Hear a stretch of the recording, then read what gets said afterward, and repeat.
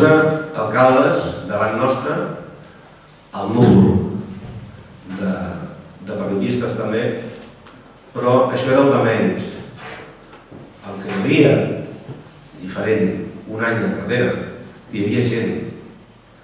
Hi havia gent aplaudint i amb estelades. Això ha canviat.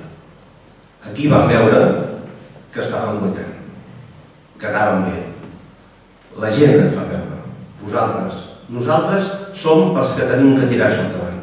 Els periodistes, vale, sí, que ens facin fotos, però la gent. Això ens fa sentir que tenim que seguir fent. Però nosaltres què ho fem? Necessitem més. Per què? Segueixo explicant. Ara des de Catalunya Diu Prou entenem, intentem arribar a tothom. Ben xerrades com aquesta i visitem alcaldes. Estem visitant alcaldes.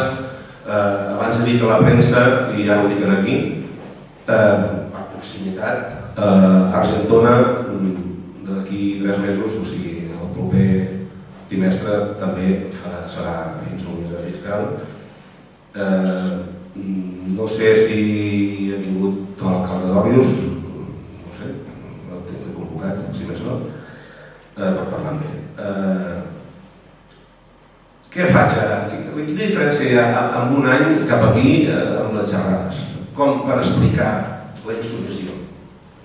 Abans començava explicant els passos, com es fa, i explicàvem els passos tècnics, com es feia, la gent es mirava i els deia, sí, bueno. Però i què? I si ho fem, què? Mireu, la por. Això és el que passa, la por.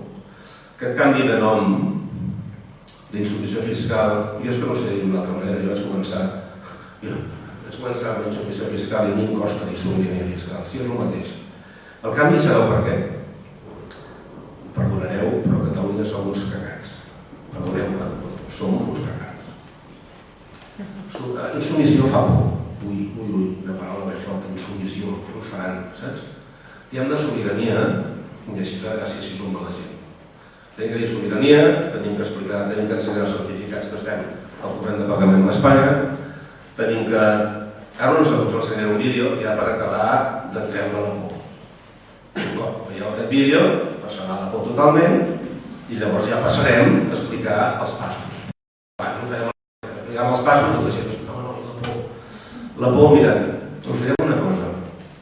La por, vosaltres, com he dit abans, sí, feu coses per Catalunya, esteu aquí, estem implicats en històries, jo els dic a la gent que té molta por. Els nostres avantpassats, molts van morir per Catalunya.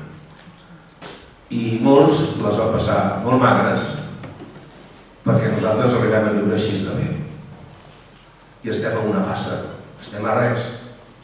I ara resulta que estem a res i ens fa por una possible, en aquell moment, ara ja no, ara tot això ho hem esborrat, una possible multa administrativa.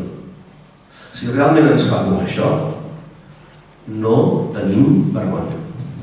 No tenim vergonya. Ens fa por una possible multa administrativa davant de totes aquestes maltractaments dels nostres avantpassats. Fullegem la història. Després potser se'ns passava. Ara, perquè us acabi de passar la por, ja sé que vosaltres no en teniu tanta, però us ensenyaré una notícia.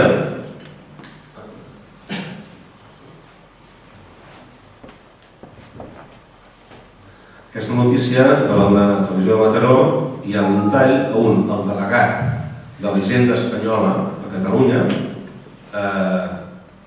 fa unes declaracions en castellà, clar. Ara vosaltres pagueu i tots aquests calés se'n van dirent cap a fora. I ara què? No serveix per res. Aquesta és l'excusa que busca el català per un. O sigui, ja havien tret aquestes excuses, no, les sancions ja havien tret tot, però el català per un busca. I el diu, no, si total no serveix per res, serveix semblant. Quasi que puc estar d'acord que diguem-ne que pocs calés que portem als 11 ajuntaments i els empresaris i els autònoms, Catalunya fa poca cosa per aquests talers.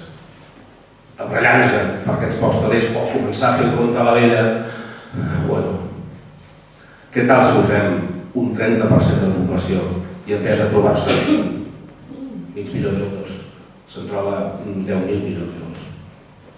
Potser el tema canviaria. La teoria meva és: manem al poble, sempre manem els pobles. I la meva teoria, això ho hem vist aquí a casa fa poc. Fa tan poc com que el dia 10 de setembre el senyor president Mas no anava a la manifestació. Per què? Doncs perquè ell és president de tots els catalans i hi havia molta gent que no pensava que l'estat propi i es va quedar a casa. El dia 11 de setembre han sortit 2 milions de persones al carrer.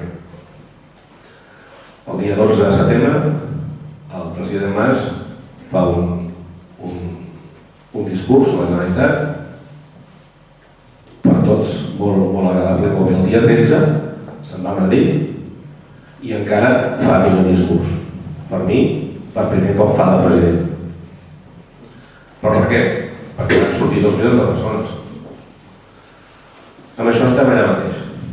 Si som 4 romàntics, Roger, 8 més, 11 ajuntaments i, que no us ho he dit, hi ha 41 consistoris que han aprovat les mocions.